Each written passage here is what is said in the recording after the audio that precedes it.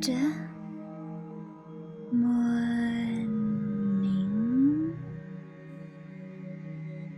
Hello, good morning.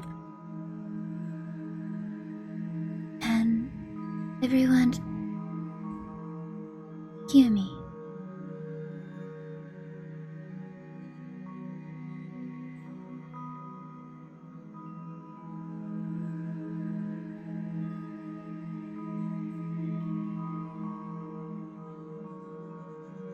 Can everyone see me?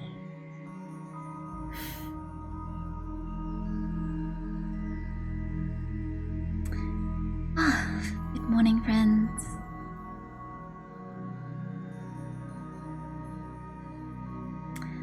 The sun has risen. I am back again. How is everyone doing?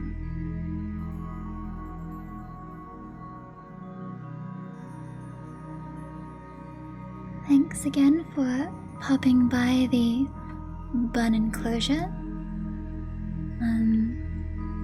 I had actually intended to come on a smidgen earlier, but I was working on something and lost track of time. Bun is present. How are you all doing? Welcome Ash, welcome Canary, welcome Yor, welcome Gina. I haven't seen Gina in a little while. Welcome Hunter, welcome Mai, welcome Coot. Welcome Wolf. Oh, you've been a bit sick. There's been quite a lot of folks, I think, who are suffering the ills as of recent. So I hope you can get some rest and get better soon. Welcome Lucky Somni. Good morning to you too. Good morning Pop Pop. Morning Nanami. Hello, hello.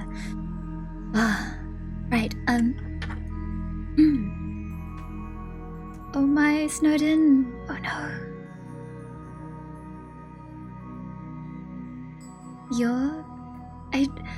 Honestly, I don't know how some people manage to play so many games. It's incredible. Some real time juggling. Especially the friends I know who play like several mobage. It's very strong. It's a bit too powerful for coffin dwelling bun, but oh, good work today, Coot. Welcome Zanfith. Oha Eru. Are you still working? Sorry. Oh, Space Fun, welcome, welcome. Things are cozy in the coffin, as usual. Gosh, okay, so I was a few days ago. I don't know how you guys feel about this, but I feel like the bathroom, like in all houses, the bathroom is just such a vulnerable place to be. Like when something bad happens, the last place I want to be is 1, on the toilet, and 2, in the shower. I feel like they're my least favorite places to be whenever anything is happening.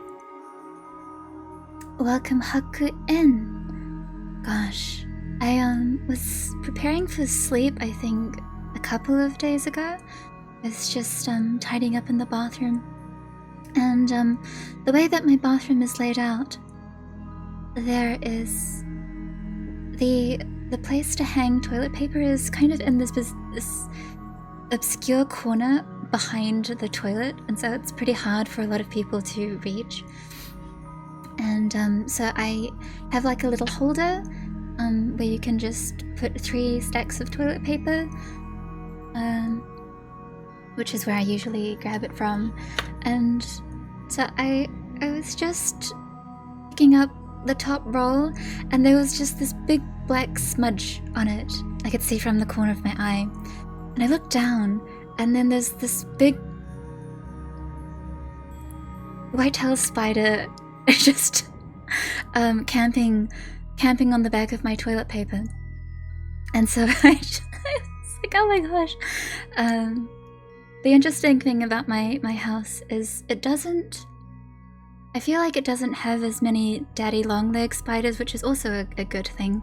My parents' house has a lot of daddy long legs, but unfortunately in my room I get like those black whitetail ones, and I don't like those because they bite. Those spiders, they're like the only spiders that bite in New Zealand, but they're quite scary nonetheless. Spider on toilet paper, oh my goodness. No, I'm glad that I saw it, but I did drop the paper and feel very sweaty. I used some cardboard to squash it. I'm sorry, I couldn't take it outside. It was too scary. But use your long legs. No, gosh, you know, I have particular trauma about whitetail spiders. Not just being ambushed in the bathroom, but when I was younger, like several years ago, say when I was small bun age, must have been like 10 or 11. I used to live in a different room to where my bedroom moved eventually in my parents' house. The room that I lived in when I was younger turned into storage, but when I lived in that room, I remember my bed was facing the window, and one night I saw there was another big black whitetail spider just camping above the windowsill, and I couldn't reach it because I wasn't tall enough to like swat it, and I was afraid it would jump at me like other scary spiders do. But over the course of the evening, I think over the course of a couple of hours, I watched it just kind of migrate across the ceiling. And I was sitting, I think I was in my bed, me as a kid, probably reading a book or something, a small bun reading, and just occasionally I would look up from my book to where the spider was, and every time I looked, it would be like, you know, Blink and the Angel moves. The spider would have moved a couple of inches every time I looked up, and it would just make its way across the ceiling. And so by the time it got to where I got to sort of above my bed, it was getting time for me to sleep. And it was literally a horror sequence for me at that age, because there was nothing that I could like do to get it down. And then I looked up and it was gone.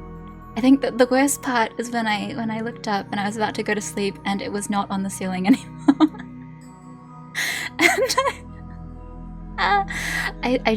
I saw it right in front of where I was about to get into my bed, and so I did a small bun shriek, and I went to grab my mother, who very kindly heft the creature outside. Horror sequence, horror feelings, I tell you.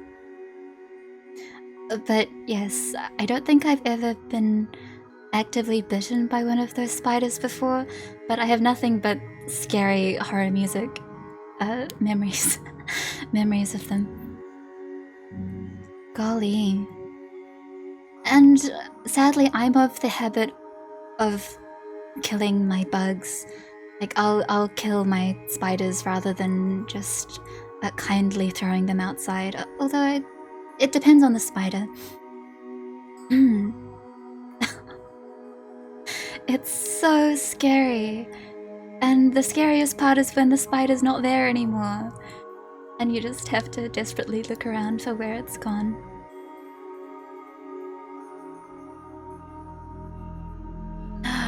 Oh, the scariest part of that experience, I think, was that I had gotten into bed and I looked up and the spider was gone, and then it was on my bed and running towards me. And I just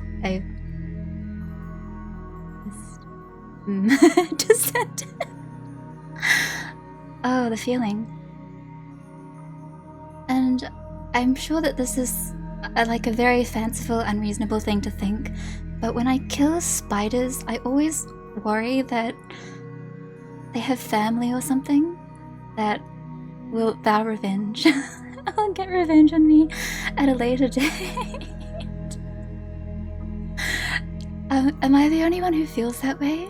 Like when I kill a spider, I always worry that it has like family that are going to come and jump me when I'm least expecting it. If there's one,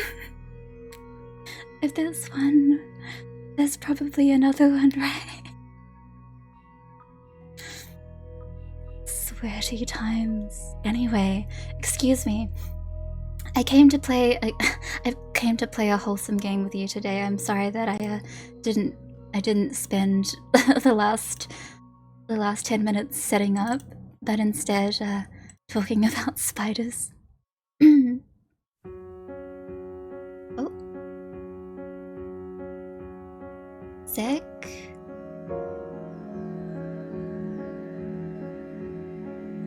Adjust the... Has some lovely music. Moment.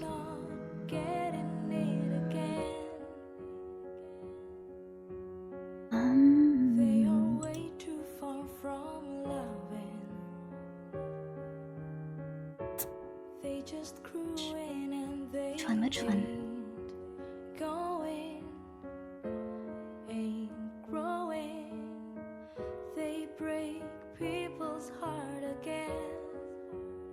Oh, Bun did indeed finish the ice cream, which was an experience, I have to say. For better or worse, I did, sorry, I might have to put that off for now. Welcome Nebu, welcome Mario, welcome Key. I did finish the ice cream. I feel like I should say that with my darkest face. I finished the ice cream. Yeah.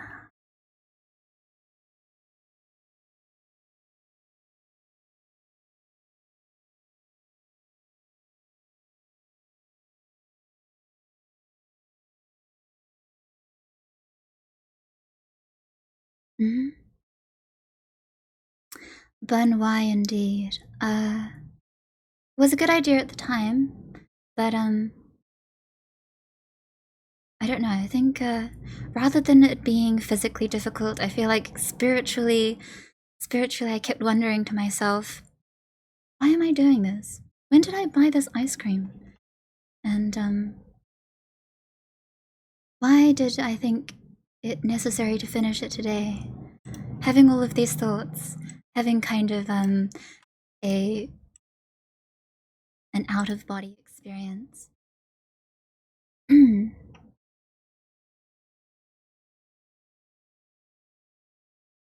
So all along I was pondering, you know, I'm pretty sure when I was younger I really enjoyed ice cream.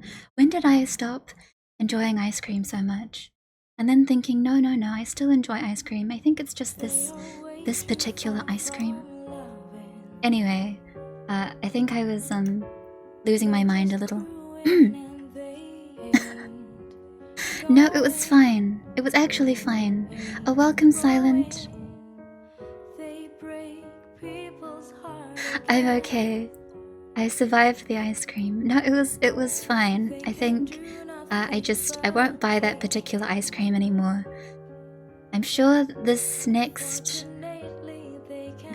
box of ice cream will be much better.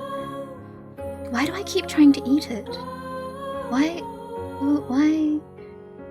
We'll never know. Anyway, we'll get there. Can you all see not to waste food? That's right. Don't waste food, guys. The ancient evil has finally been slayed, but I already placed it with a bigger and renewed black container evil. Welcome, Bird.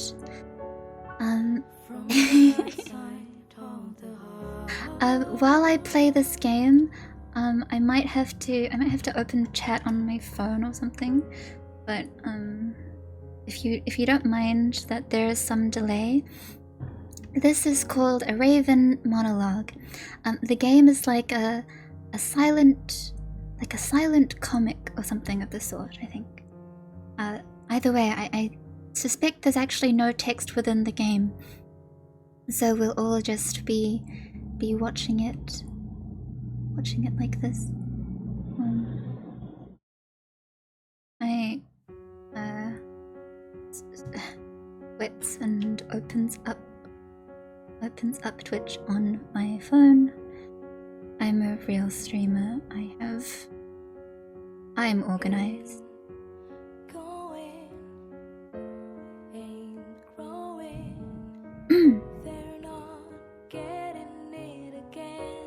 A huge addiction to milk? What kind of milk? Oh gosh, the ancient evil has a bigger sized big brother. The ice cream that I bought this year to attempt to finish is actually twice as big as the first one, and I kind of hadn't realized. But well, more to enjoy, perhaps. Haha. Haha. Oh, have you wanted to try playing this game? I don't know how long it will be. Probably it'll be quite short, but let's get started. Oh, thank you. There's milk. This is our Sir Raven.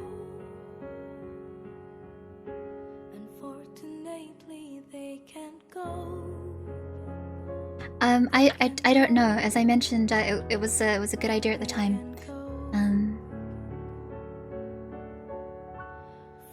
So here we are, Sir Raven. We have someone at the door. We have a cage. Is this his house?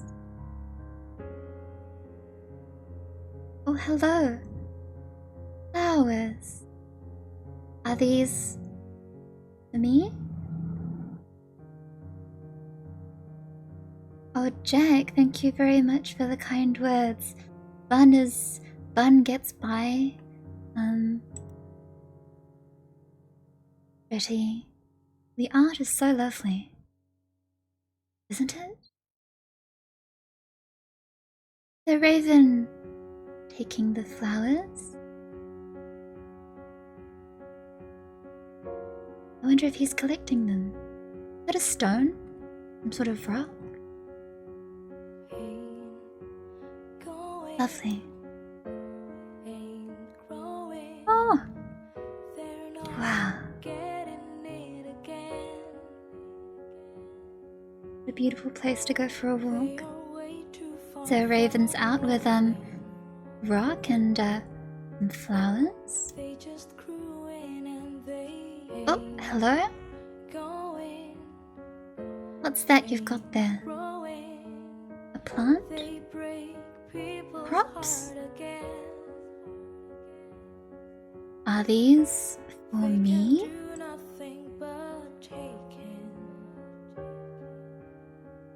So Raven takes the plants. Thank you. I've got a little garden happening here. Thank you very much.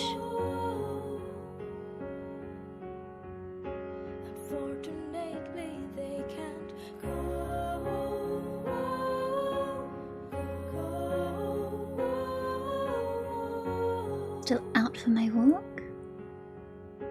Unfortunately, they can't go. They can't go. Oh. Hello?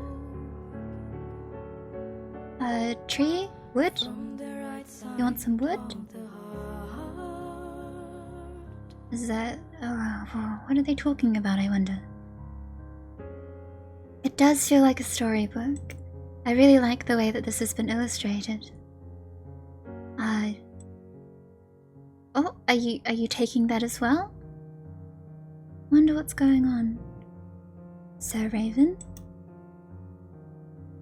it's got some flowers and some plants and a tree, some wood. Still out for a walk in this lovely town? Is he building a tree? That's a good question, perhaps.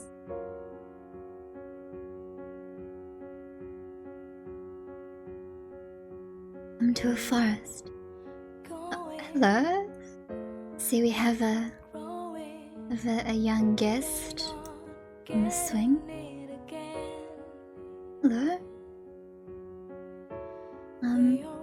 I like your windmill there.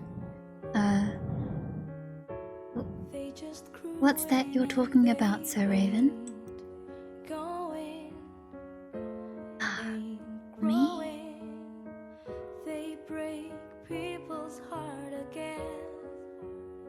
Cute. I have received the windmill.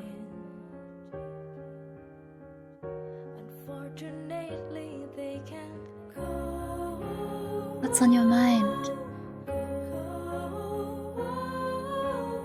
Oh?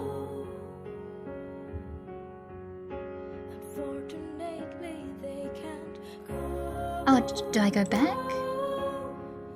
Oh. Oh. Oh. Rock. Raven and the rock. Is it a rock? Eh? Eh? Rock? Rock? Why is our small friend a rock? Where did they go? Oh? Raven? Going back home? Perhaps?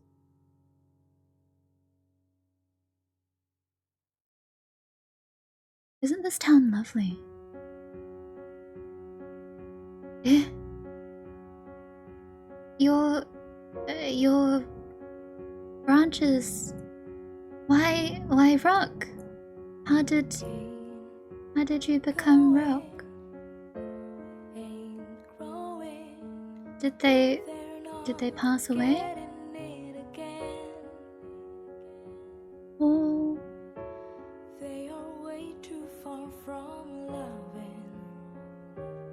The Raven.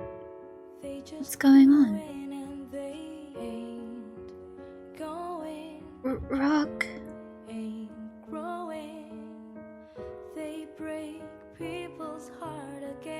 Who are you speaking to?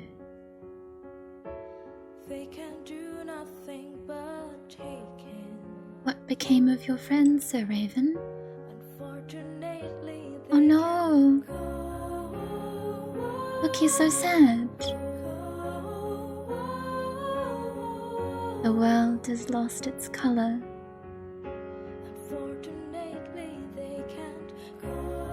Oh no! And the flowers.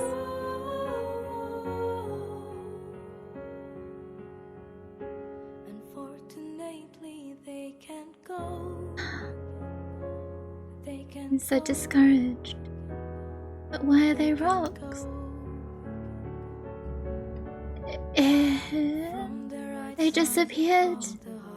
I'm confused, but also I'm sad. A raven. Wow.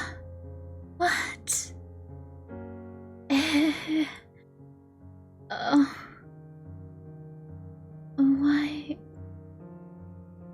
Why did the people you talked to all turn into rocks?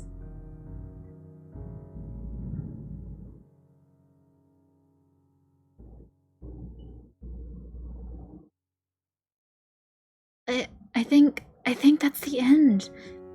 Now I'm just sad. Now I'm just sad. I guess perhaps they were symbolic.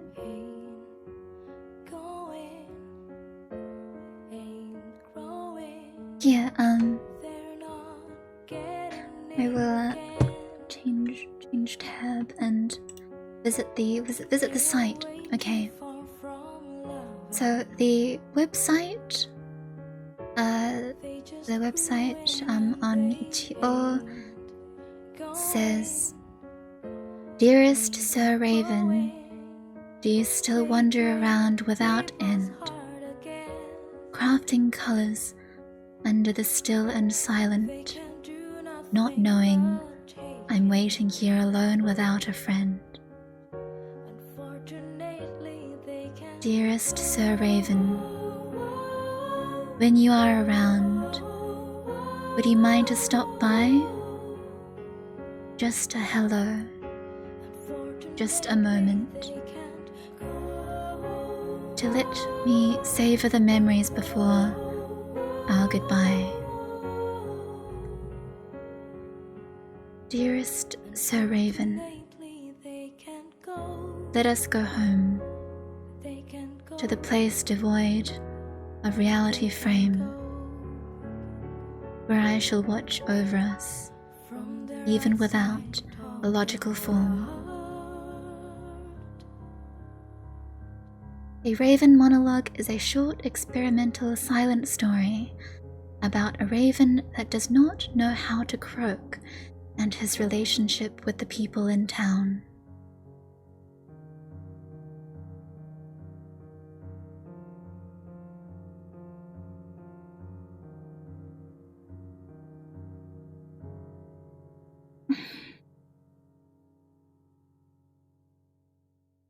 The story is that we have to think of what the story is.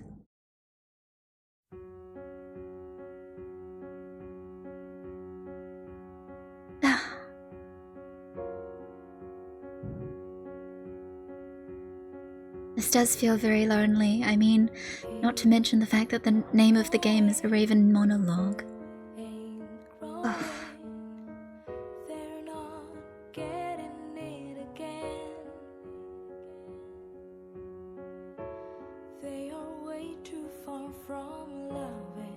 Well, it's lovely, although I can't help but be left with a desolate feeling now that I've played. Oh.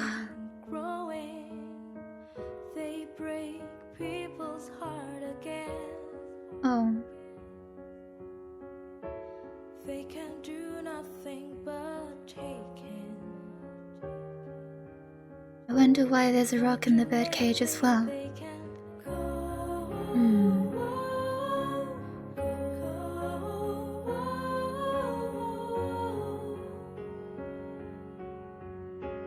We need an ending that is satisfactory. Okay, so I'm not sure if you can see. You probably can't from the way the screen is cropped, but there are arrows at the very bottom, and you only have to click the arrows back and forth. Now, after we went into the forest and we got the spinning windmill,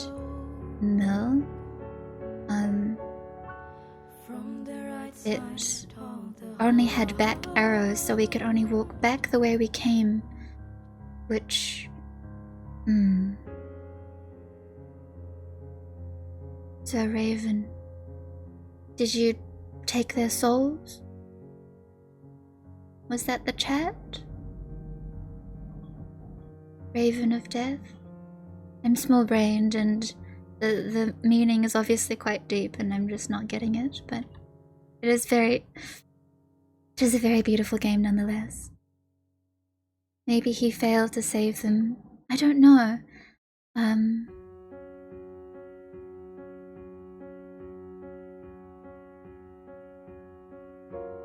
Like, they visit him and give him a little something, and he carries it with him.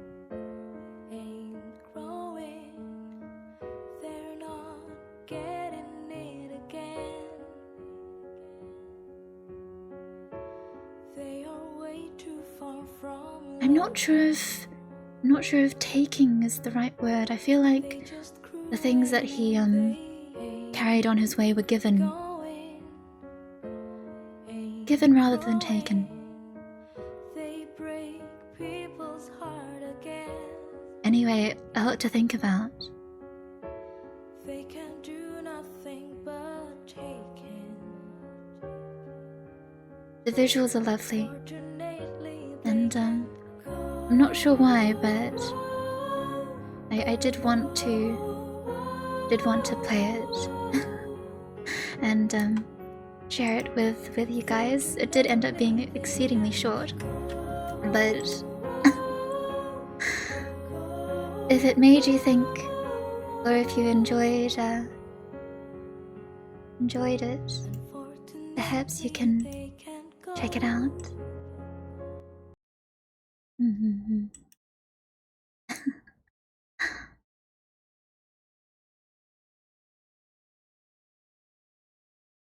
There's all sorts of meaning. It does say in the screen itself that the game is meant to be interpreted without limit. So I see you guys are certainly interpreting it without limit. So I'm sure there's not just one correct answer.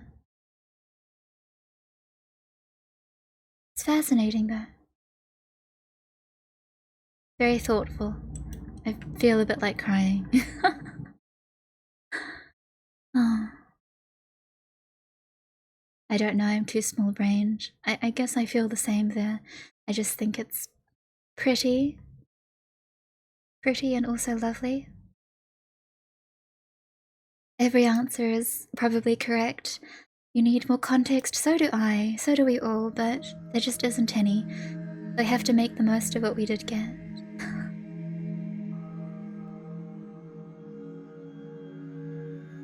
Yes, melancholic is the right word there.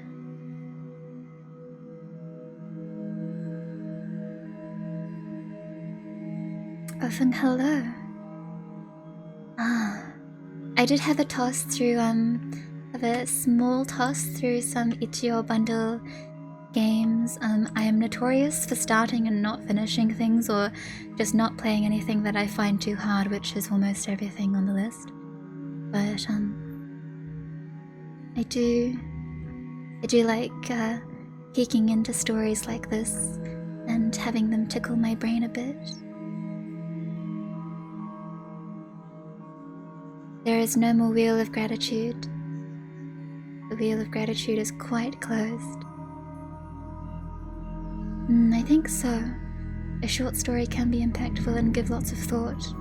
There's something that I did also find as I was looking a bit earlier that also filled me with sadness for what it talked about. What Remains of Edith Finch. I think yes, that has been mentioned before. I recognize the name.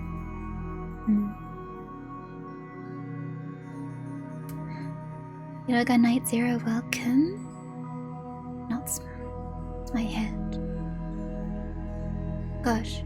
Otherwise I was just drawing. Since the Wheel of Gratitude is closed now, what were the secret prizes? They changed. I cycled out the secret prizes every now and then. We had 2 or 3 secret streams, or unaired streams, where I did various things. I think I mostly played games. And I think on a couple of occasions I also did voice messages. I did a couple of custom voice messages for folks.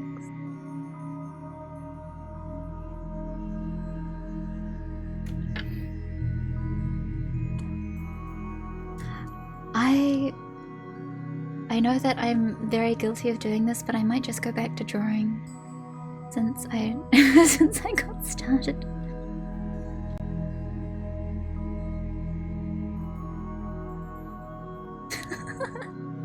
Don't look at me. Don't look at me, it's always the same. Unless there's something else that you would like to see or hear me go through, I can always attempt to read a thing, or since we only spent like 5 minutes playing the game. My bad. What's your question?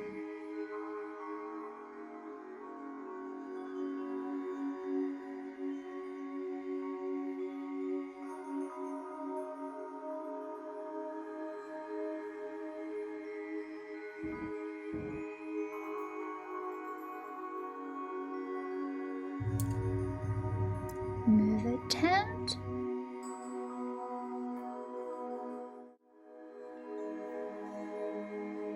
I'm still drawing the same thing. We'll get to finishing this, I would say, at the pace of a snail. Do you ever take art commissions? I do sometimes, but I'm very picky with the work that I take, and I don't take very much.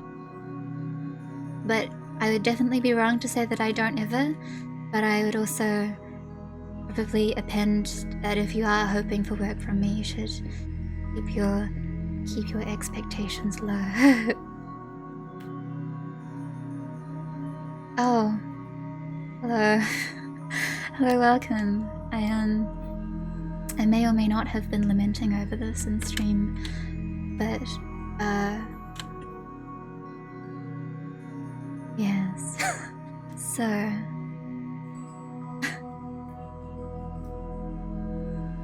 I know that you don't really want to teach people how to draw, but do you have any tips on getting better at drawing the human form, aside from just doing it?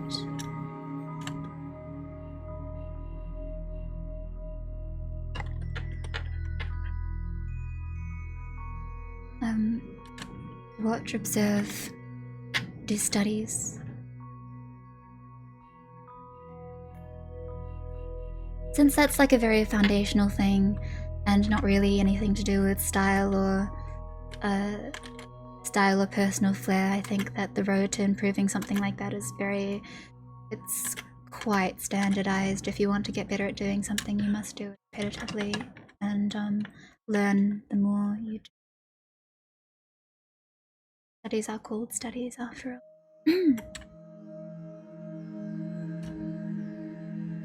Oh, thank you. Thank you very much. Compliments about my rigging. Of course the model sadly looks better in the program than it does in motion.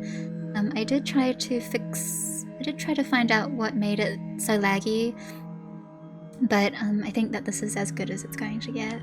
But I appreciate the kind words. Did make effort to rig it decently. Make an improvement from what I made previously, I think is what I said during debut, and it is true. It's just trying to better what I had made before. Oh, thank you, Kut. Oh, Amatsu, thank you very much. It's I shouldn't say this while she was here, but it's okay. I don't think it's any better than okay, but it's something. I like to draw.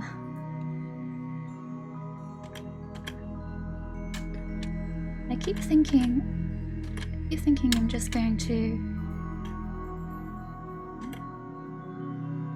take a break and work on some other things. And there's always something that comes up. And then when I'm doing work, I think I'd doing this, or I'd make some more time for this, and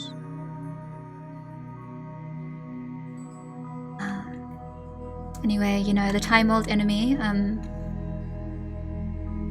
self-management.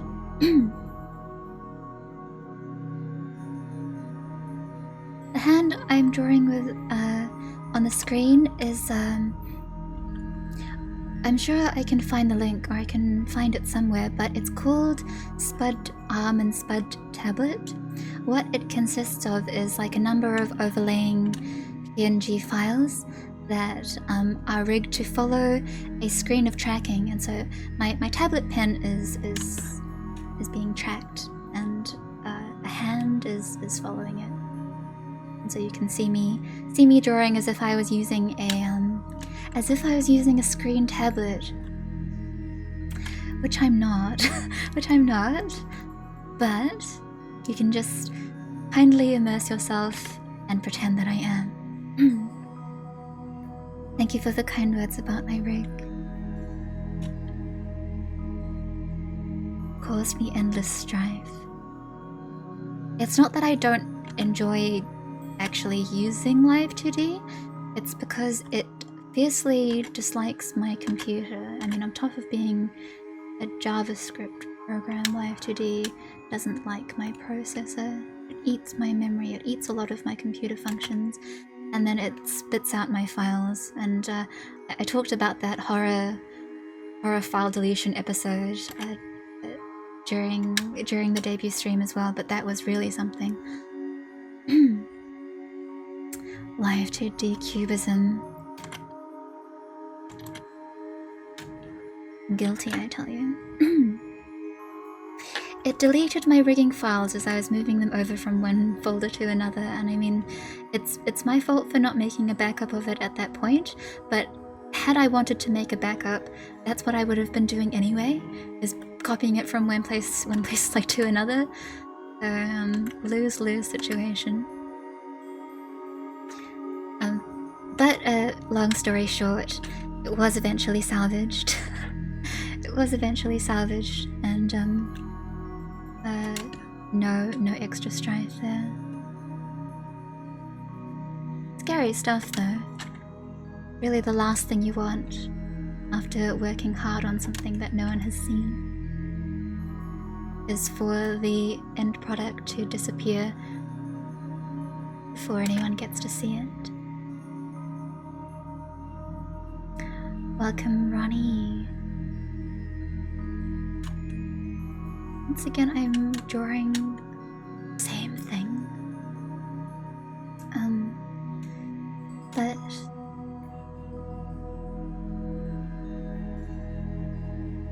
I think I had Dorian Gray, the continuation of Dorian Gray, and I forgot whether that was tomorrow or the day after. I suspect it was actually the day after.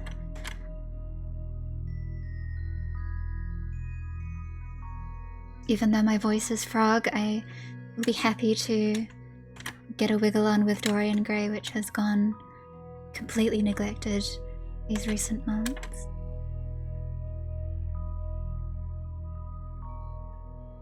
Whichever day I want it to be. Thank you for understanding.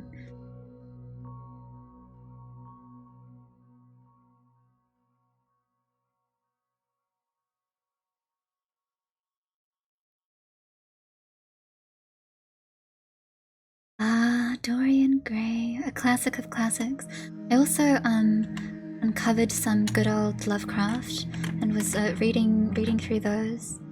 Reading through a few of those and wondering if I should attempt to read those on stream sometime. It's just that I feel like when they're read aloud, Lovecraft is actually not that scary. I think it dabbles in scary topics just because of the sheer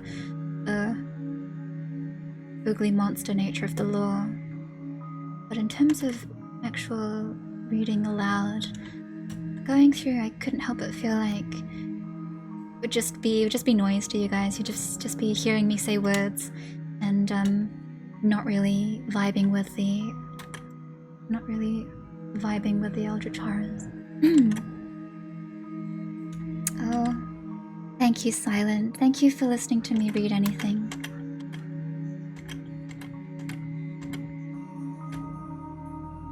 I'm grateful for your ear as I read books like...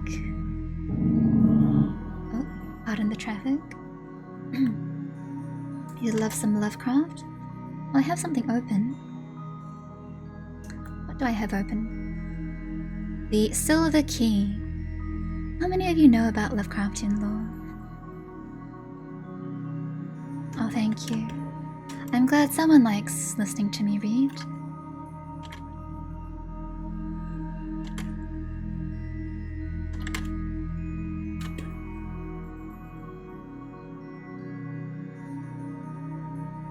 that's very sweet. I could obviously potentially do that if I graduate from ice cream to cereal. Maybe I should do that. Maybe I should do that sometime. I can really hear the cogs in my brain working over because of my ice cream strife. It shouldn't be strife. It absolutely shouldn't be strife. But I think what I came to realize is that my favorite ice cream is good old trashy McDonald's soft serve.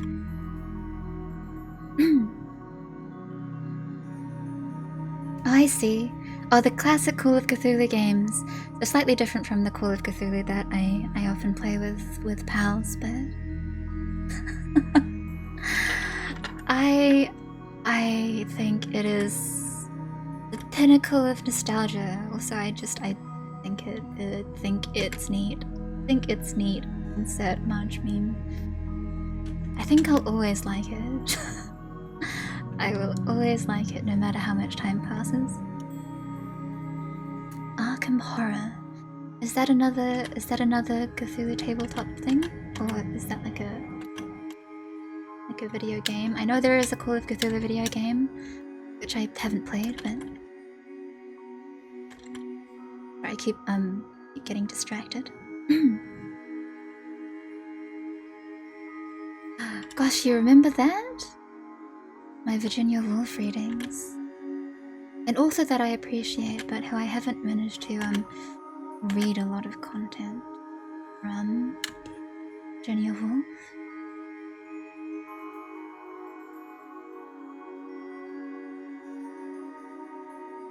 Fun playing a story-driven game.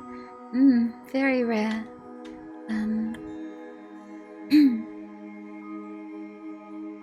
Gosh, it's so wordy. The Silver Key.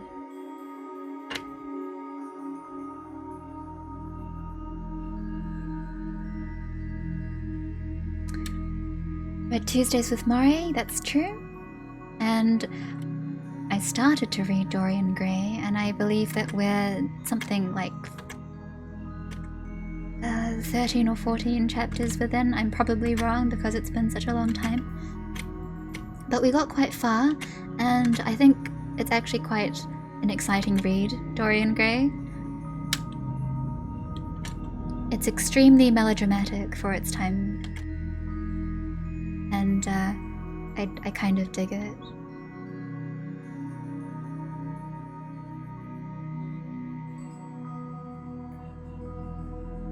Amazing to think it's been a year. It's been quite a long time since I began streaming, but the number of hours that I've actually spent streaming is unfortunately not a very high tally. And I was going through Twitch and I was fiddling with some of my when I was adding in the sub badges and fiddling with the channel points, and I was looking at my path to Twitch partner, and I never would have thought that I would be looking at it and considering it.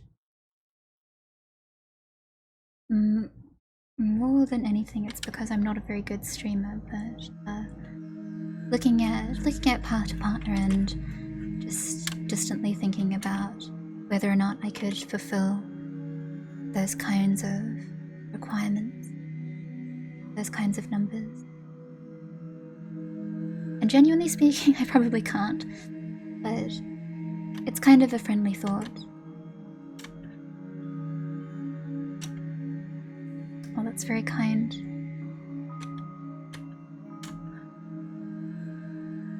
Bun is just Bun in the Bun enclosure in my natural habitat here, lamenting in Paint Tool Sigh and thinking about the day that I move over to Clip Studio Paint, but it never actually happening.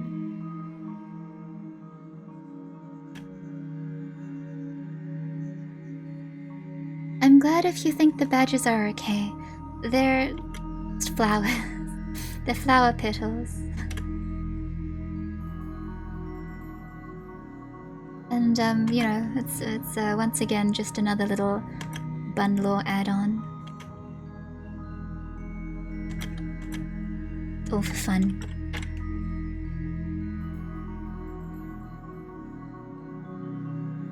Thank you for the kind words. Even though I am here as always just eating dirt on my canvas. Sorry, I shouldn't say that. But it feels like that. Thank you. I am glad. I've really just known nothing about Twitch things, and I never thought that I'd have to find out, because I just felt like real streamer things were only for real streamers, aka not me.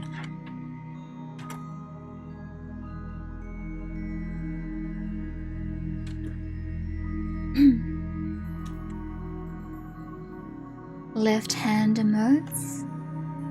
I have done my share of left-handed draws. I'm sure I could bring those back sometime. Good old left-handed struggle. I have a camera window. I made a camera window for my stream layouts. It's slightly different to my my previous overlays in that this one is mobile, so I can just shift it to wherever it needs to be on the screen. Bun is real in my heart. Of course I'm real. It's just that you can only see me when the zoo is open.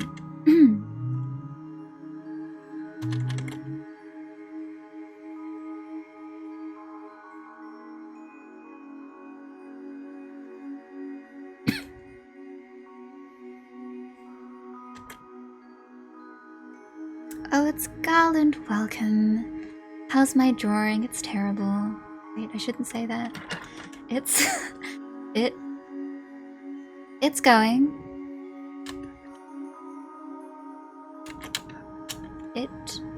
It's going. How are you doing? Oh, silent.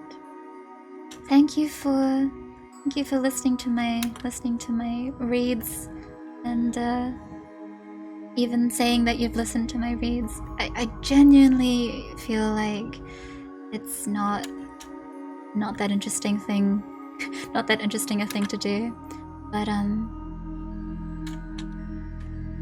the kind of person who's very comforted by those things, mostly because they remind me of more peaceful times. So the act of opening a book and sitting there and reading it to people who are listening, it, for lack of better words, makes me think of kinder times.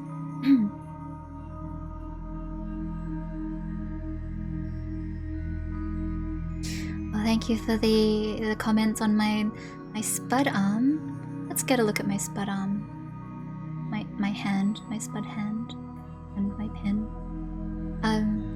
I did draw a glove on my previous spud arm to make this.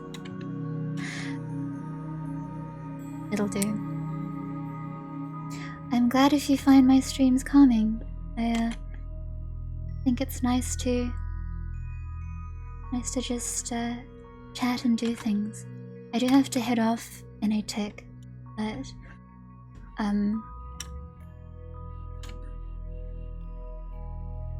well, I'm sure Shrio knows that I tried. Shouldn't say that. Shouldn't say that. But yes, perhaps if things go well, and if I can manage to get on stream more often, then we can spend more time together. And I'd like that. And I do, even though it's late to say that, I lament not being able to for a lot of last year. And I always hope that things will be better for the coming year. But we never know. We never know, do we? Drawing a little baby man. Is he a little baby man? I won't say that out of my own mouth, but I know about this character.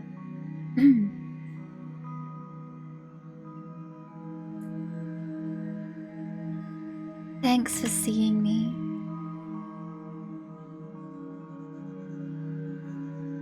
I plowed right into streaming, thinking that I would just do the things that I can do and not try to be anyone else or stress myself out over trying to appeal to the masses.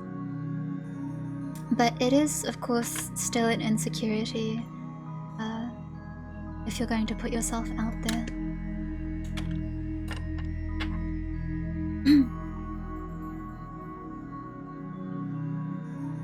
Oh, silent. That is very poetic. I don't know. I think that I've had some similar experiences in my life where a particular piece of media has helped to bring me back to a better mindset, a better part of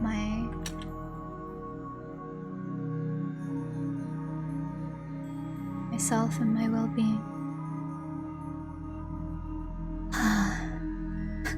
My voice acting of the dialogue, though, gazes with lidded eyes into the distance. Thank you. Thank you for listening to that and thinking that it's engaging. I'm grateful.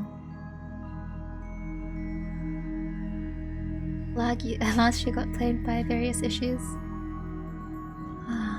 There's always going to be issues. As is life. And bad things have happened. Really bad things have happened. I know that even without talking about it, there are unspeakably hard things about living life in the present day.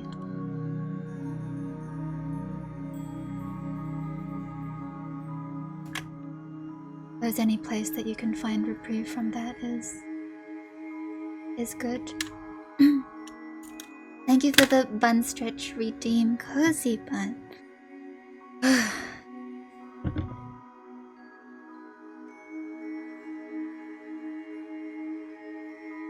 Hey. Thank you. Bad things have happened and yet I am still with you. I am. That is a surprise to me too sometimes.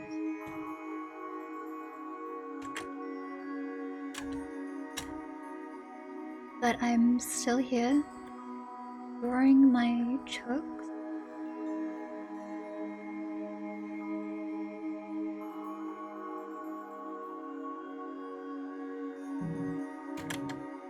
Who was it earlier who said that there's always something sad about watching me play games? Was it Canary? I'm sorry, it's kind of true. I do feel like we'll play a game and there'll be some manner of melancholy that goes along with it. Oh, thanks, Leon. Thanks for hanging out, Leon, and carrying my sorry behind in Dragon Nest, which I cracked open earlier and then closed again. More pets deserved. Maybe bun pets will come back someday. Someday?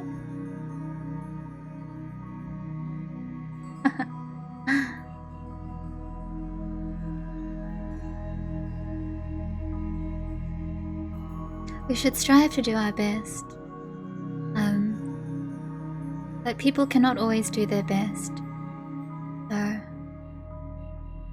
when times are that difficult, I hope that there are people around you who can help you can reach out to.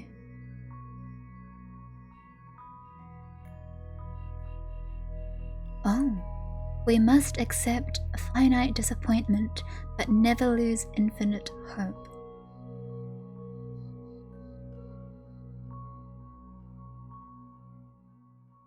Yeah. Good quote.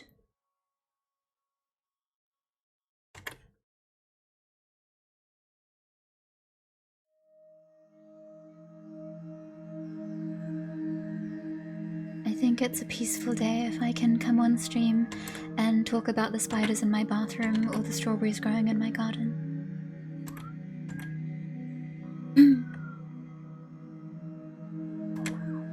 Pardon the traffic. Suppose it's not a bun stream without the wee-woos going outside my window.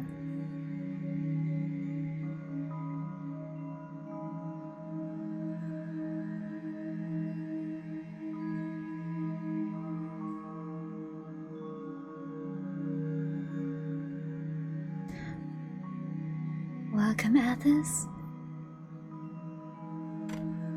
Perhaps it's just me, but actually no, I know you guys mentioned earlier, but I am terrified of being caught in a vulnerable position in the bathroom. I've told this story before, but when I went to visit my friend up in Auckland, I was having a shower in her bathroom and there was a power cut. And it's honestly one of the worst feelings in the world. I don't know, and I've had some pretty shady experiences, but definitely not up there as being naked in a place you don't know in pitch black darkness. Not a favorite feeling. Very, very freaked out if I have to shower in a new place.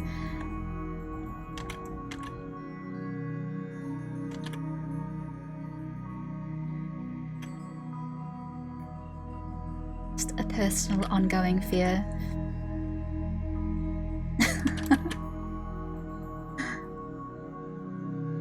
At least it wasn't a water cut.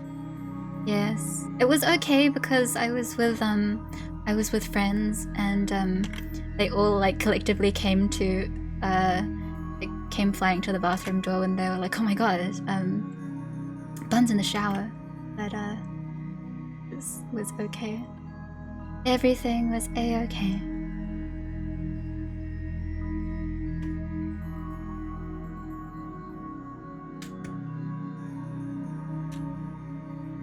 Memorable experiences, I suppose. I learned to have shower fear since then. For better or worse. I'm gonna just leave this as is. And I should probably move on to drawing other things. I'll add a scarf a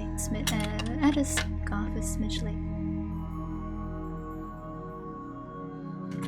There's this picture of Teru that I drew several months ago that I feel like I should also finish at some point, but I looked back and it just looks pretty naff, methinks. So I might bin it. Might bin a lot of old things.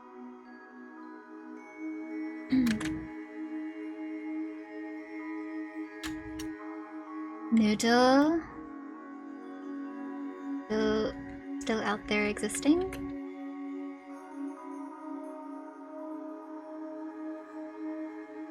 Welcome back. I'm about to change screen again. I think I'm never really going to be satisfied with the turned out. I've done my best. Let's shuffle back.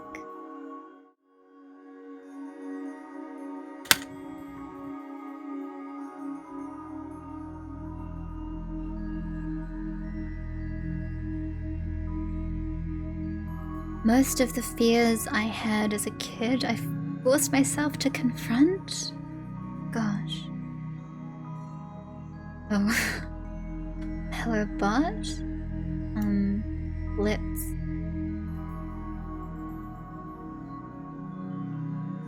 Let's get bot out.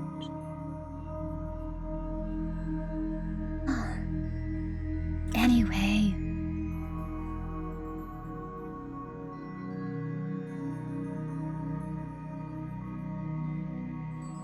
What's the time? Okay, time-wise.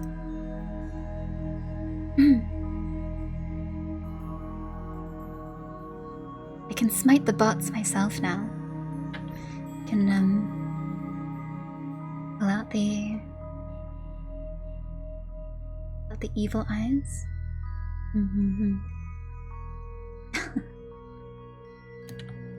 Oh, are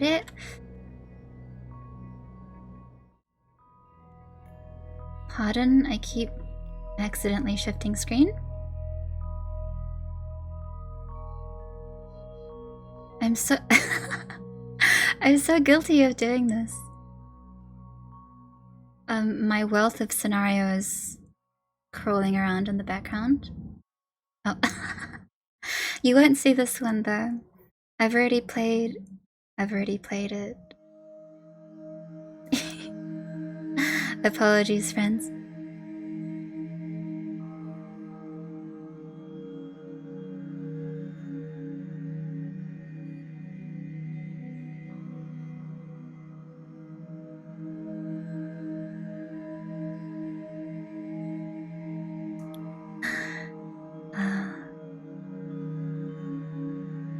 Tabletop though.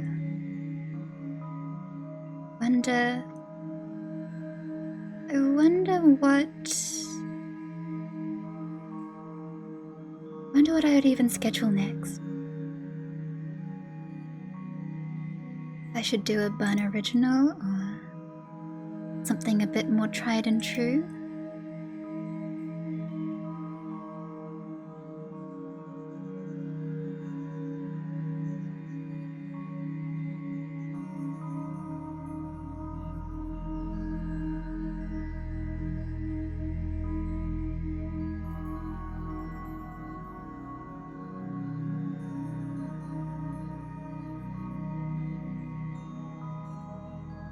What is this story even about? I kind of know-ish about some Silver Key lore, but the hum is a little bit. Let's... moment.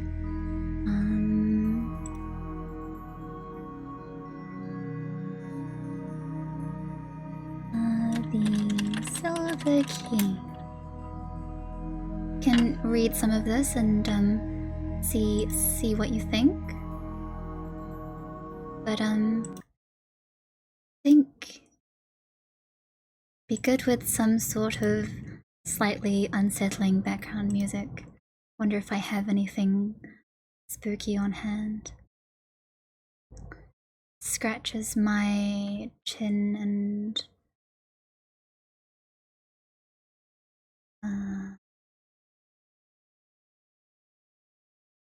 wonders.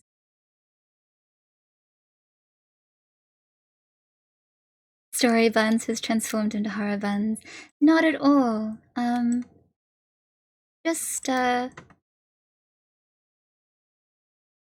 slightly tense. Something slightly tense, perhaps.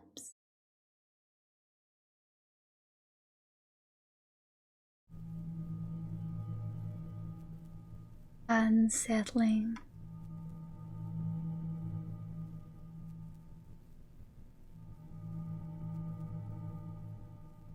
My first story was very scary. I also thought that story was fairly scary. Perhaps I'll read. Oh, I did. Oh, what happened to my window just then?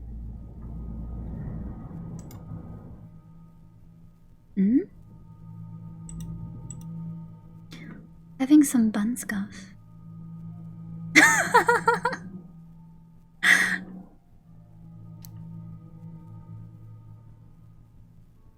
You can imagine it as part of the horror. As you know, I am also eldritch horror material. How about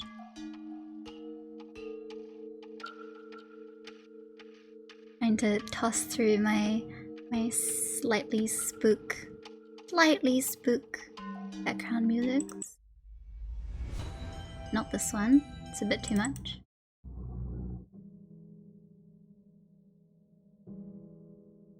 Okay, that'll do. I can always just go back to my Misty Forest background music.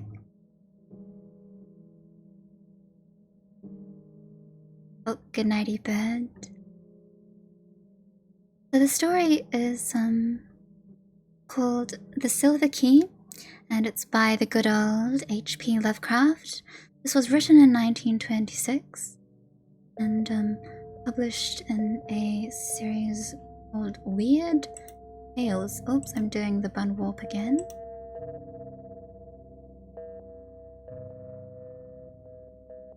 Bun, are you okay there?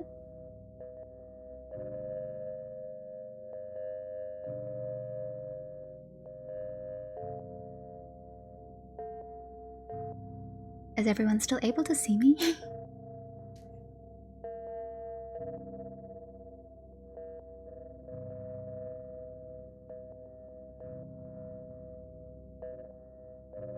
And it reads as follows.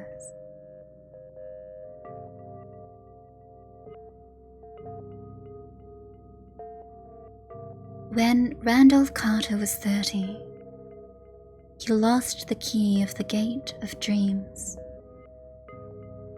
Prior to that time, he had made up for the prosiness of life by nightly excursions to strange and ancient cities beyond space, and lovely, unbelievable garden lands across ethereal seas. But as middle age hardened upon him, he felt those liberties slipping away little by little, until at last he was cut off altogether. Why is...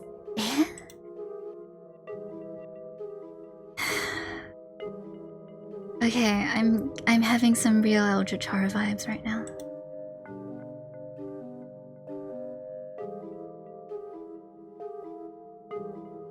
Moment. Ban warps.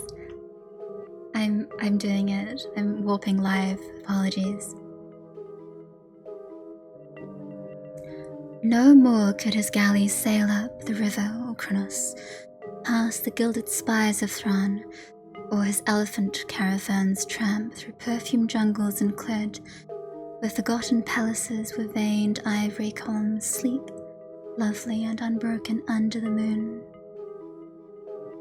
He had read much of the things as they are, and talked with too many people. Well-meaning philosophers had taught him to look into the logical relations of things, and analyze the processes which shaped his thoughts and fancies. Wonder had gone away, and he had forgotten that all life is only a set of pictures in the brain, among which there is no difference betwixt those born of real things and those born of inward dreamings, and no cause to value the one above the other. Custom had dinned into his ears a superstitious reverence for that which tangibly and physically exists, and had made him secretly ashamed to dwell in visions. Wise men told him his simple fancies were inane and childish, and even more absurd, because their actors persist in fancying them full of meaning and purpose, as the blind cosmos grinds aimlessly on, from nothing to something, and from something back to nothing again, neither heeding nor knowing the wishes or existence of the minds that flicker for a second now and then in the darkness. They had chained him down to things that are, and had then explained the workings of those things till mystery had gone out of the world, and he complained and longed to escape into twilight realms where magic moulded all the little vivid fragments and prized associations of his mind into vistas of breathless expectancy and unquenchable delight they turned him instead toward the newfound prodigies of science, bidding him find wonder in the atom's vortex and mystery in the sky's dimensions. And when he had failed to find these boons in things whose laws are known and measurable, they told him he lacked imagination and was immature because he preferred dream illusions to the illusions of our physical creation. So, Carter had tried to do as others did, and pretended that the common events and emotions of earthy minds were more important than the fantasies of rare and delicate souls. He did not dissent when they told him that the animal pain of a stuck pig or dyspeptic plowman in real life was a greater thing than the peerless beauty of Nareth with its 100 carven gates and domes of chalcedony in which he dimly remembered from his dreams. And under their guidance, he cultivated a painstaking sense of pity and tragedy. Once in a while, though, he could not help seeing how shallow, fickle, and meaningless all human aspirations are, how emptily our real impulses contrast with those pompous ideals we profess to hold. Then he would have recourse to the polite laughter that they taught him to use against the extravagance and artificiality of those dreams, for he saw that the daily life of our world is every inch as extravagant and artificial, and far less worthy of respect because of its poverty and beauty, and its silly reluctance to admit its own lack of reason and purpose. In this way, he became a kind of humorist, for he did not see that even humor is empty in a mindless universe devoid of any true standard of consistency or inconsistency. In the first days of his bondage, he had turned to the gentle churchly faith endeared to him by the naive trust of his fathers, but then stretched mystic avenues which seemed to promise escape from life. Only on closer view did he mark the star fancy and beauty, stale and prosy triteness, and the owlish gravity and grotesque claims of solid truth which reigned boresomely and overwhelmingly among most of its professors, or feel to the full the awkwardness with which it sought to keep alive as literal fact the outgrown fears and guesses, the primal race confronting the unknown. It wearied Carter to see how solemnly people tried to make earthly reality out of old myths which every step of their boasted science confuted, and this misplaced seriousness killed the attachment he might have kept for the ancient creeds had they been content to offer the sonorous rites and emotional outlets in their true guise of ethereal fantasy. But when he came to study those who had thrown off the old myths, he found them even more ugly than those who had not.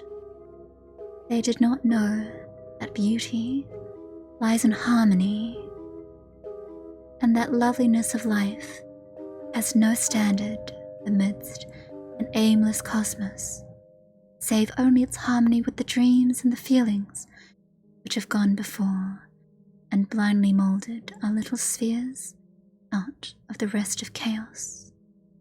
They did not see that good and evil and beauty and ugliness are only ornamental fruits of perspective, whose sole value lies in their linkage to what chance made our fathers think and feel, and whose finer details are different for every race and culture.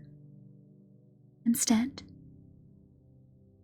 they either denied these things altogether or transferred them to the crude, vague instincts which they shared with the beasts and peasants, so that their lives were dragged malodorously out in pain, ugliness, and disproportion, yet filled with a ludicrous pride at having escaped from something no more unsound than that which still held them. They had traded the false gods of fear and blind piety for those of license and anarchy.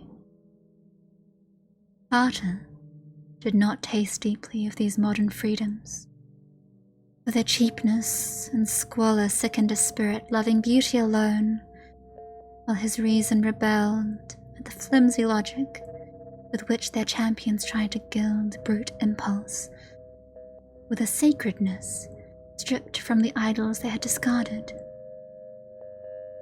He saw that most of them, in common with their cast-off priestcraft, could not escape from the delusion that life has a meaning apart from that which men dream into it, and could not lay aside the crude notion of ethics and obligations beyond those of beauty, even when all nature shrieked of its unconsciousness and impersonal immorality in the light of their scientific discoveries. Balked and bigoted with preconceived illusions of justice, freedom, and consistency, they cast off the old law and the old way with the old beliefs, nor ever stopped to think that law and those ways were the sole makers of their present thoughts and judgments, and the sole guides and standards in a meaningless universe without fixed aims or stable points of reference. Having lost these artificial settings, their lives grew void of direction and dramatic interest, till at length they strove to drown their ennui in bustle and pretended usefulness, noise and excitement, barbaric display and animal sensation. When these things palled disappointment or grew nauseous through revulsion, they cultivated irony and bitterness, and found fault with the social order. Never could they realize that their brute foundations were as shifting and contradictory as the gods of their elders, and that the satisfaction of one moment is the bane of the next. Calm, lasting beauty comes only in a dream, and this solace the world had thrown away when in its worship of the real, it threw away the secrets of childhood and innocence.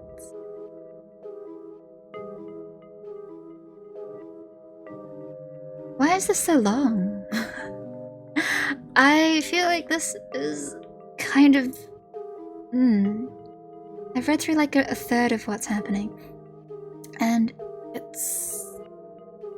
Do you feel what I mean when I say I don't think that it reads in a way that's very frightening? It just reads in a way that's wordy. Hold on, I'm going to off the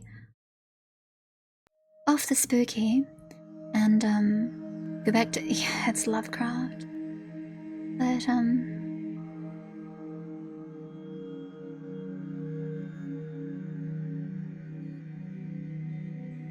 there's like a moment when he does things. It's just about this man's life. But yeah. Perhaps because I'm reading it aloud. Reading it aloud just doesn't lend enough to the horror. Perhaps I would have to read the whole thing in a long slew with building and varied horror music to make it actually scary. But it goes on.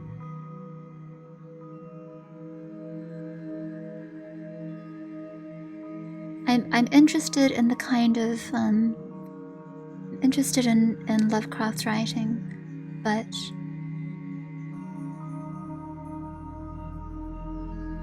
when I read through it, I can't help but think this is a lot of words.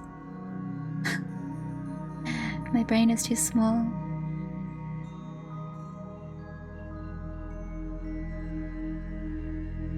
How does this proceed? Yes, I think it's just talk of a weird happening. I don't think that this one is meant to be scary either. But is there something that you'd like to overhear? Perhaps if we get to finishing Dorian Gray at some point later. Oh, Silent, thank you for adding to the ambience on your own, since I've just broken the thread myself, feeling like I probably won't be able to finish the rest, at least not today. But I think stuff that gets lumped together is kind of like Dr. Jekyll, Dr. Jekyll perhaps, sort of Frankenstein-y vibes. There was a point where I was reading Dracula on stream, which also was kind of a different brand of horror. I'd say perhaps doesn't also read in a way that's necessarily very scary. House of Leaves, Recollection of Events. The Dark Tower. Of course, I also lean towards reading things that were from many a decade ago, seeing as there's always copyright, but there's also good old Edgar Allan Poe. I should just go back to Dorian Gray, you know, that's what I should do. I should just go back and obediently finish reading Dorian Gray. But I won't be doing that today. Mayhaps I'll be able to do it later.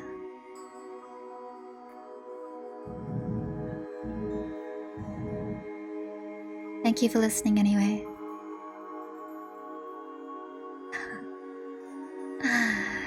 Just words. Just Bun reading a bunch of words.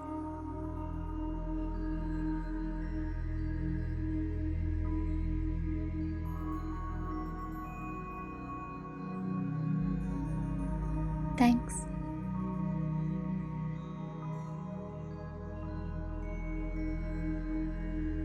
Storytime is always blessed, not always, but I'm glad if you think it is.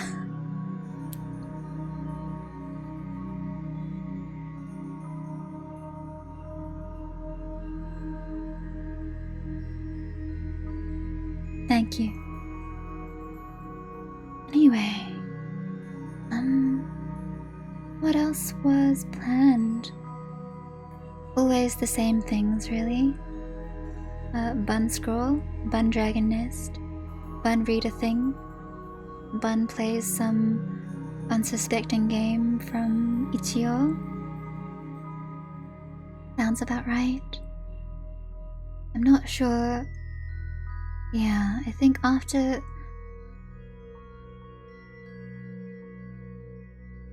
things are always going to be a bit unpredictable, I would say. And even though I'll do my best to still appear, even if I just come on to vibe and say hello, I hope you'll come to chill with Bun if you have the time.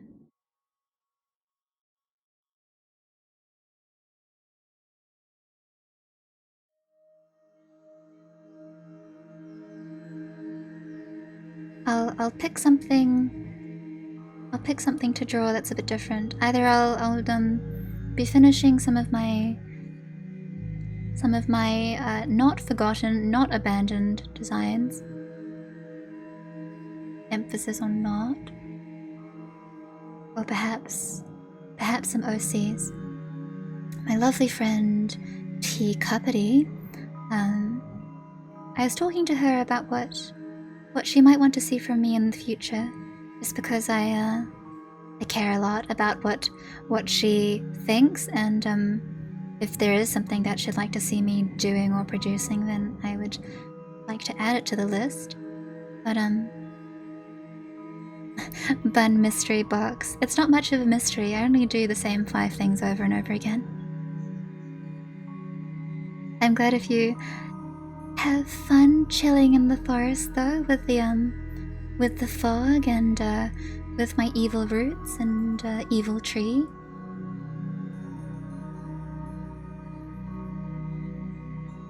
Oh.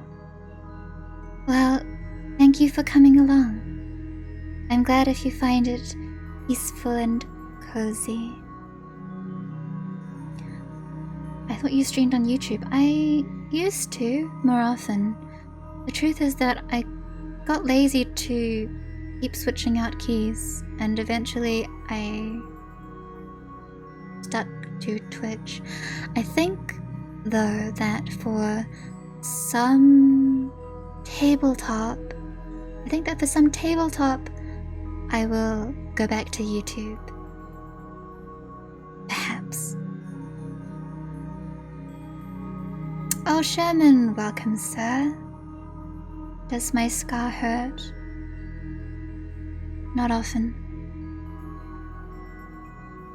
It's fine.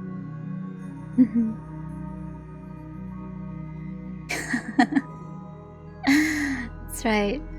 And that you became, how should I say your name? Sharicia? Phantom Pain?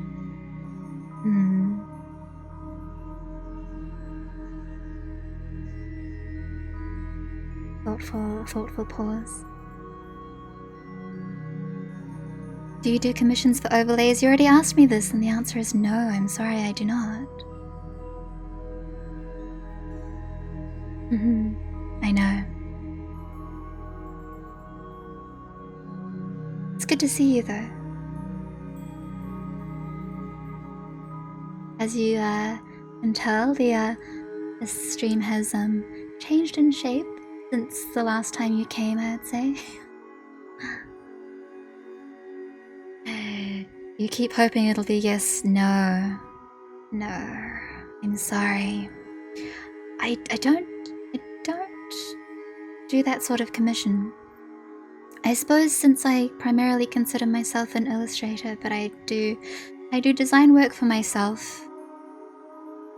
Just for my own needs. Glad you like the new look. I spoke about this previously. What about just overlay design?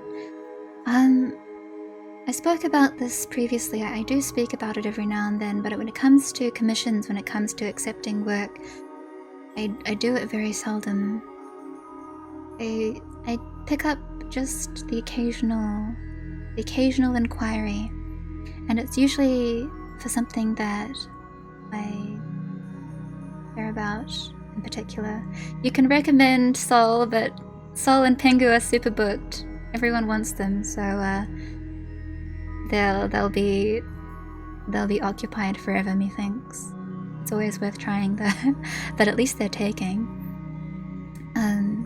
As for me though, I mean, I don't particularly consider myself a graphic designer, but I like it, and I like doing it for the stuff that I make. But no, I wouldn't do commissions. I wouldn't do overlay commissions. Well, thanks for the sub, Sherman.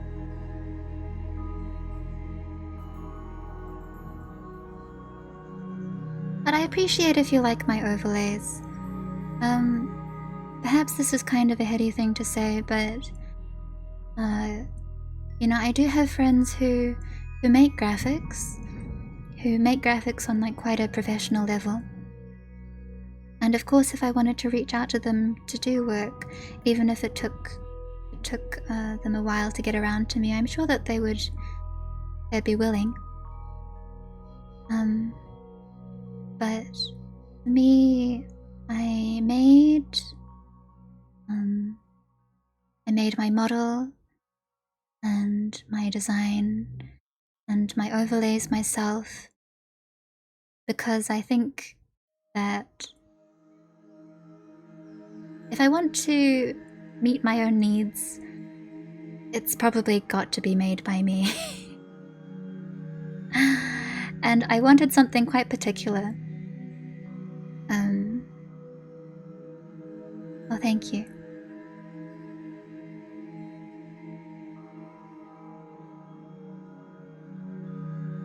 if I asked her to design me something, Sol would design me something.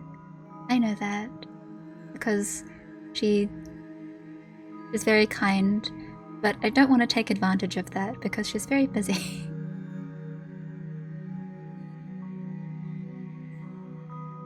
Oh, those are very big words. I mentioned this during my debut, but when I was designing my overlay, I mean, first it has a theme, so the theme is to do with my character's lore, so Eru's Bun lore.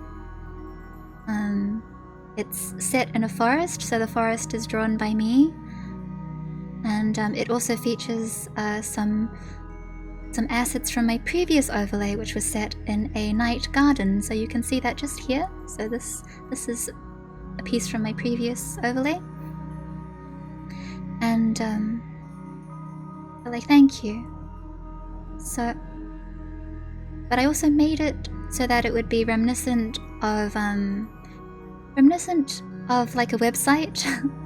I wanted you to have the feeling that you were visiting a place, that I had opened the doors and let you into this little bun dimension. This bun dimension, and yet it also had to be like, as to remind people of like a zoo, because I think that is undeniably the vibe.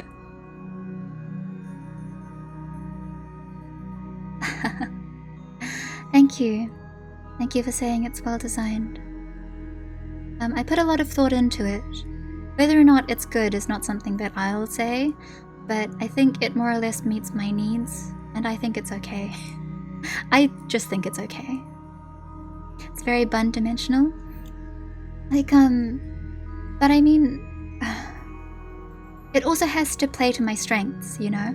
Like, for me as a creator, the stuff that I make should play to my strengths and not to my weaknesses, right? So,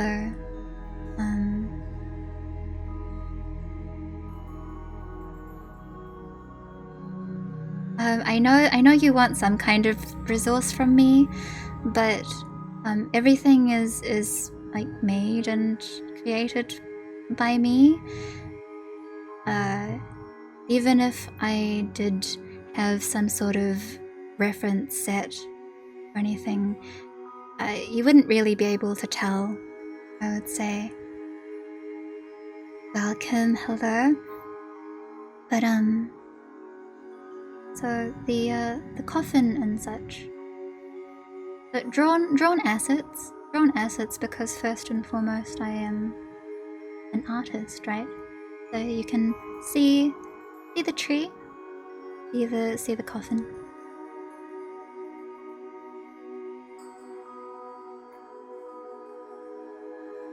It's very much made by me for me. It's extremely indulgent.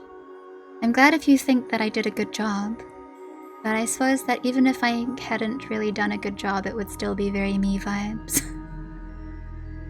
If anything, you could say that I took a lot of inspiration from looking at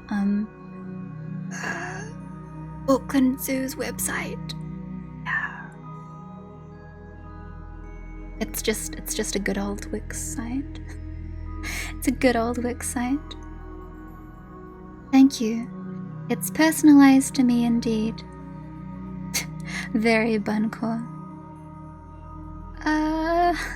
Auckland City Zoo?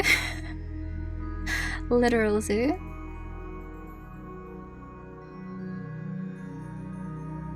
Don't worry about it. No. I'm embarrassed to say so because you're probably going to go and have a look. Don't worry about it. Don't worry about that. Thank you for liking my stuff. Oh, thank you for the gift sub as well. I know you're just enthusiastic. Cottagecore but buncore. Not at all. So I love looking at I love looking at Soul's overlays. Obviously we have very different styles, but I like the way that she does her overlays for folks. They're very, I always think that they're very thoughtfully made. And however, you know, I think that the pieces that go into a lot of those streamer overlays include things like who recently followed, and then like a donor bar, and then subs and what have you.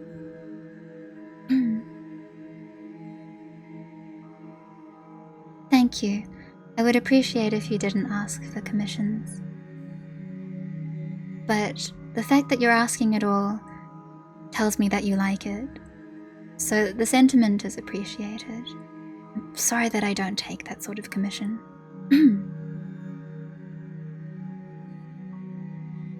And I knew very early on that I didn't want to have those things.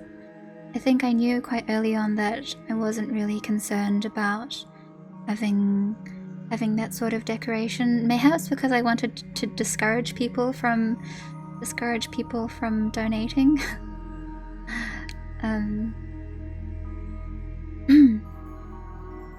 Soul's overlays seem more abstract and yours feel more grounded in reality. Perhaps. I think it's more to do with the fact that I am an artist, and so the stuff that I design, it's based around the fact that I will probably be drawing the assets. Does that make sense? As mentioned, you know, I have to play to my strengths, and our strengths are different.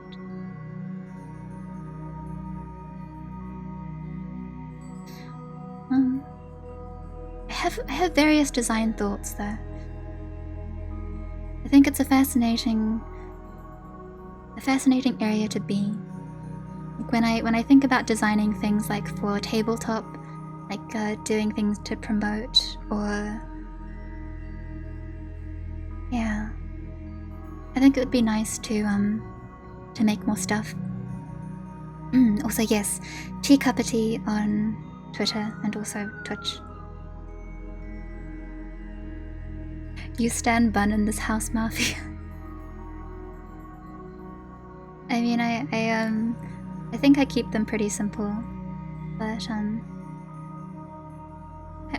I also find ways to branch out and do those differently as well. And I'd like to just keep fiddling, keep doing different things, keep learning slowly, not make it too difficult.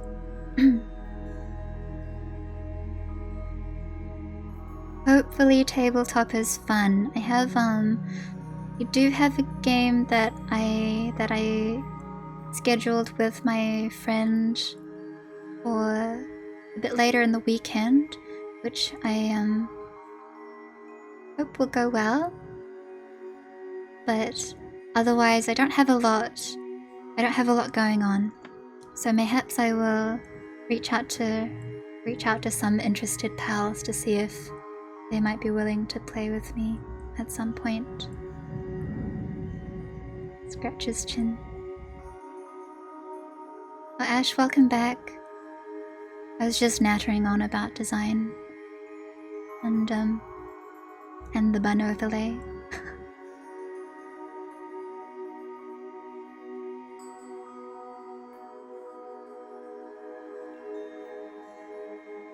I'm never sure how engaging it is, but do you prefer watching it live?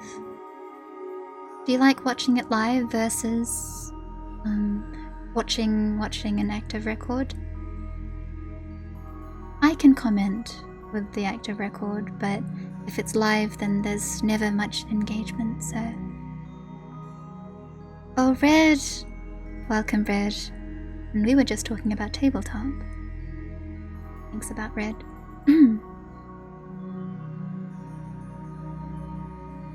I do ponder the best way to go about things. You prefer live?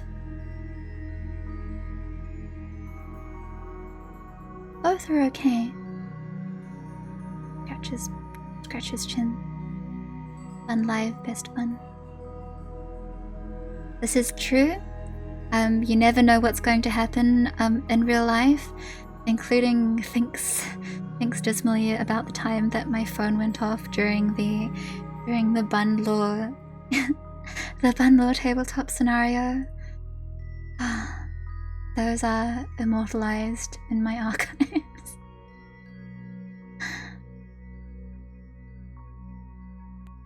It happens.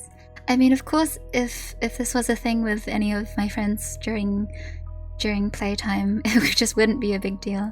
But I think that if I was streaming it, I'd want to avoid that. When it is recorded, you can focus on chat when it's live, then go back to the story later. Hello, Red. I'm glad if you found that scenario interesting. Perhaps I wouldn't be looking to play anything for such a long period of time, but who knows? You know, someday I might rat grab Soul and we'll be here for like 8 hours, but chances are that won't happen. Chances. We'll see. No.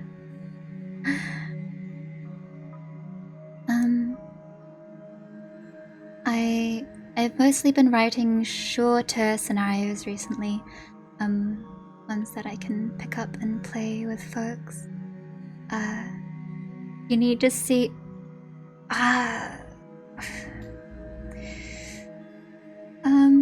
Well, I enjoy role playing. I don't know if it's really that fun to watch, but I like it. Red, are you going to run a game? I'm glad you find it fun.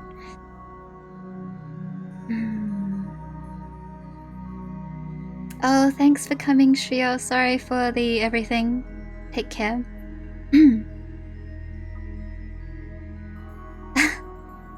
What? What does that mean? Gosh. Plans are up in the air. I'll keep rat grabbing friends to join me over time. But the goal this year is to play a little bit more and find some more people to play with. Red, you are fantastic.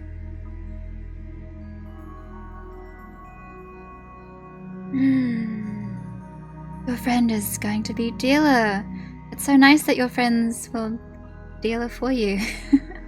Laughs. Oh, Reg, perhaps we'll play later. Welcome, Black Ace. What scenario are you playing, Key? Delving into the emo claws?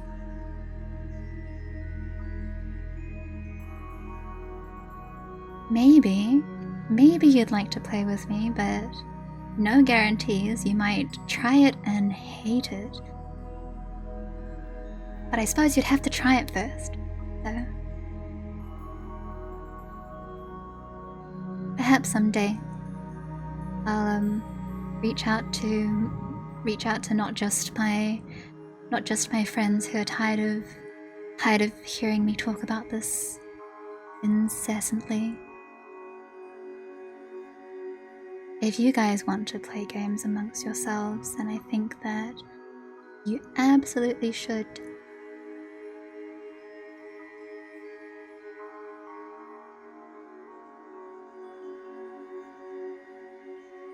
Fun banter.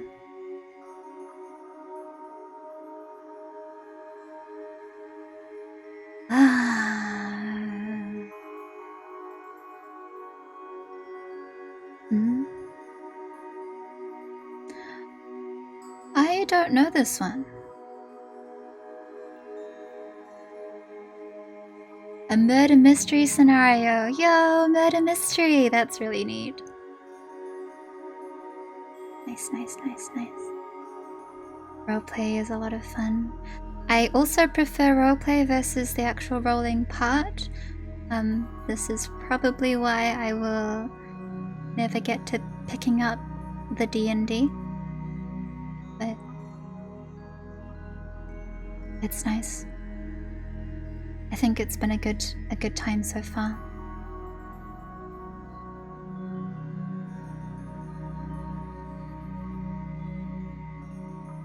Tell me how it goes, your murder mystery Imaclore adventure.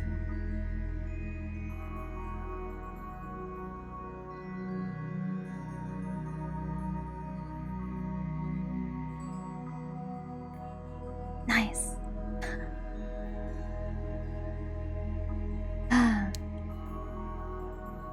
A single fight can take upwards of an hour. I think that I just wasn't really into it. The really RPG game aspect of it. I'm sure that for a lot of people it's really enjoyable, and that depending on your dungeon master, it can run incredible stories and amazing campaigns. But for me, I think the current kind of tabletop that I play with friends is like 2-hour sessions, 2 or 3 hour sessions that we can play and then chat about afterwards, having felt like we just like wrote a movie together. And for me, it's really satisfying being able to kind of tie up the story in enough time that someone with a busy schedule can set aside an evening and play with me. Rat grabs friends in earnest. You really only watch D&D streams? I know my friend watches Critical Role streams, and I have seen those. I've seen a couple of those. But, of course, this channel isn't going to be the next Critical Role. Thank you for the imagery. There was one fight that took 5 hours. Oh my gosh. That sounds pretty epic though. Many years ago, when I was more active in DeviantArt roleplay groups, DeviantArt is my only experience in roleplay otherwise. And thanks, Reg. My only experience in roleplay aside from this was really DA roleplay groups, and many years ago, perhaps in 2013 or 14, so years and years, and when I was still sprightly and willing to sink entire days into roleplay. We had a roleplay event where we had to rescue, this was in Vios Terra, when we had to rescue a crewmate, one of our comrades from the clutches of a monster, and we went and ran into like this cave and like fought a Hydra and then like a Leviathan. Oh no, the Hydra was at the end.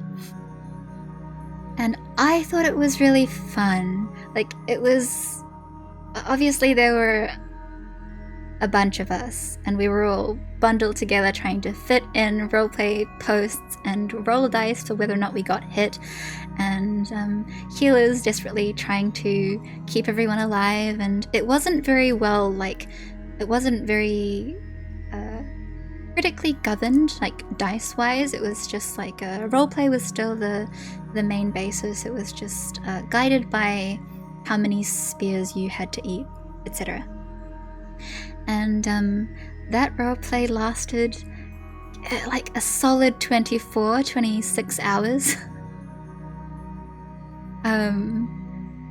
I was not there for all of it, but I was there for most of it.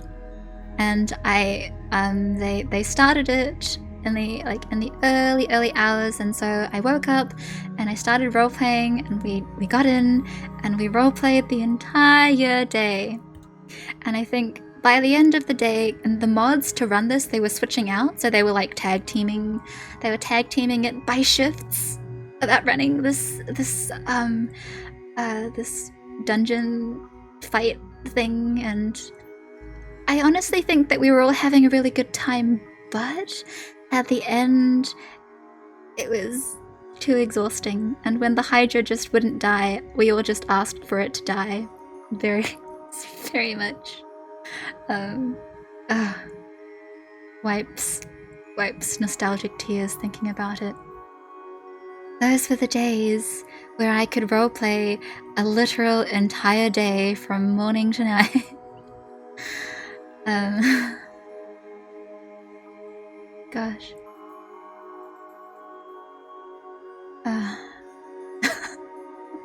Please die.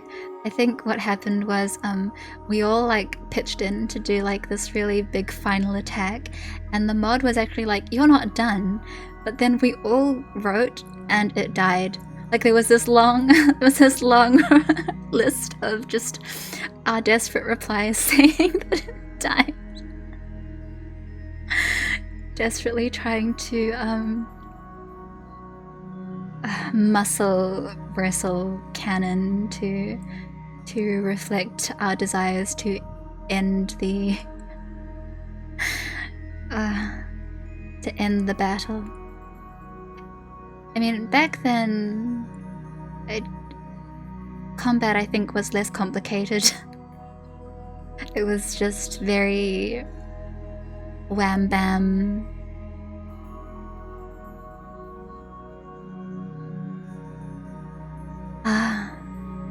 And I mean, 24 hours later, I think that even though a lot of people had just like come in and out, at some point along the line, I'm pretty sure we all slept. But oh yeah. Well, we had a dice rolling bot, but the only thing was that it just rolled dice. It was extremely basic. It was extremely manual, and we had like also some very rudimentary stats. But, you know, once again, just like super basic level. And for me, that was enough. For me, I think that that'll always be enough. I can't do the looting bodies or counting gold or carrying items or some of the very pedantic rules that go into Dungeons and Dragons. It's too much for my small brain, and no matter how I think about it, story-wise, I always just wail, it doesn't matter, please let us just go on and proceed. Anyway, sorry for rambling on. I'm pretty sure that you can tell from the way that I run tabletops that I do it pretty lax. I'm pretty lax about most things, and that story and enjoyment comes first, and dice rolling can go for a solid second. But experience always first. Yes, pedantic is probably my word of choice for a lot of those rules. At least for me personally, if I was a player, I would consider them to be not as fun as the roleplay aspect. Just personally. I love the character interaction and the NPC interaction, and then the developments that can be had with those. Anyway, tabletop talk. Where's Red? Grab Red later, and we'll someday Scrabble a game together, and you no longer have to be an audience member. How should I say your name? Chin? Hello? Thank you so much. Love to flirt and woo the NPCs. Flirt? Do you flirt with the NPCs? Gazes at you, now that my model can wink. Winks. Feels so cheesy.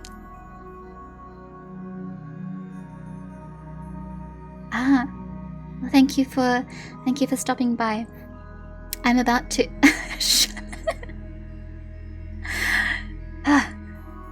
German, stop that. I'm about to tie up for the stream and leave you all to your tasks. I expect to hear about how your murder mystery game went later, Key. I'm excited to have more folks who know about Imaclaw, especially in the English community, because it's obviously not an English system. Oh, Amber Gravity, welcome. I'm sorry, I was just about to crawl back into the coffin for the eve. Was silent. You're so kind to this villain. Don't be kind to villains. They might do malicious things, like not finish reading books and really? It's not that easy unless you translate it all, and I have to be honest, even when I run scenarios, I kite a couple of the rules, like the stuff like the resonance tables, sometimes I'll just pretend like I didn't see them. But again, a personal choice, not saying you should do that, not saying that's a good thing to do, just me. Like in TRPGs, you gotta flirt with the villains? Guys, are you trying to flirt with the bun villain? Run the game however you want. I do. I do, I say dryly. I definitely do. Run it however I like. Dog-earing the pages is real villain territory. I also don't appreciate when people dog-ear book pages. Although it usually means that you'll find scraps of strange things inside some of my books. Like, a corner from one of my bank bills or something. Is it working? I wonder. Is it? Gazes darkly at you all. No, I jest. You can flirt with me, but I'm just evil cryptid, I'm afraid. But I'm sure you'll get to see Eru the villain played at some point during some scenario. I wrote her into one or two as just an NPC. Where is Bun on the bookmark alignment chart? I frequently use post-its. And by that, I mean you might find like 5 or 6 post-its within books that I read more than once. Depends on the book. Browsing half-price books. Dog-eared. I mean, I understand why, I just don't think it's good to do.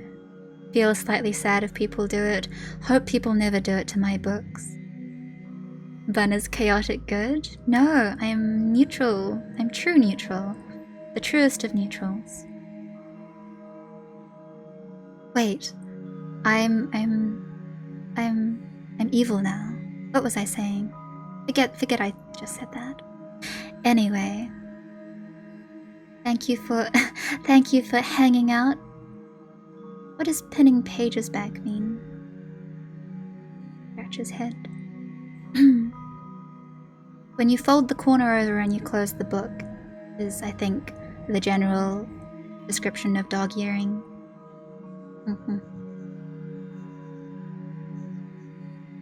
Oh, Red. No, thank you for coming along. As always, as much as possible, if I can come onto stream, I want to. There might be times where you only see me once a month, and I'm always sorry, but, at the times when we can meet, I'm happy for... Thank you for coming, and perhaps see you again. Schedule for the rest of the week. Possibly Dorian Gray, possibly Drawing Hangout. Always just possibly.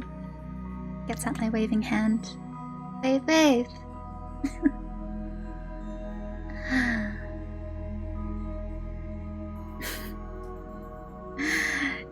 somehow it kind of became official that now everyone is a mafia. I suppose specifically now that I became Bun Godfather material. Good night, everyone. Good night. Good night, good night. Thank you for coming.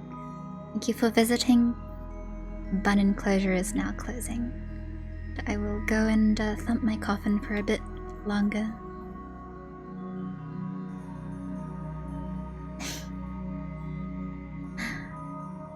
See you soon.